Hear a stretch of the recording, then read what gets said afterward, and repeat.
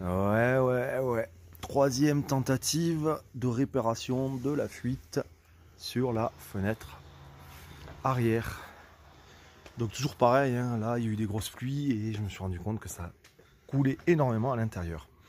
Alors du coup j'ai vérifié, j'ai enlevé le patch que j'avais fait ici. Mais ça vient pas d'ici, donc j'ai un doute sur le fait que ça puisse s'inclure là. Vous savez, l'eau c'est très vicieux, la moindre petite goutte et ça se fait un chemin. Donc dans tous les cas, j'ai refait une bande de Sika, j'ai supprimé mon patch et je vais carrément poser une longue bande d'étanchéité bitumeuse. Donc on va voir ce que ça donne, mais bon, je suis un peu désespéré, surtout qu'on rentre dans la mauvaise saison. Donc la pluie, ben, on va la recroiser régulièrement. Donc j'aimerais bien que ça soit réglé une bonne fois pour toutes. Bref, troisième tentative.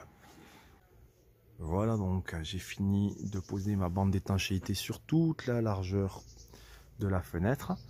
Alors c'est pas méga propre, on voit par exemple que là-bas on voit un peu la tôle blanche sur le rebord. J'ai essayé de faire un arrondi.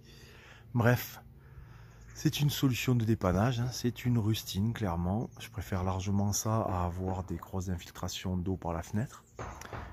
Et puis ben, maintenant, il n'y a plus qu'à croiser les doigts, que tout ça reste en place.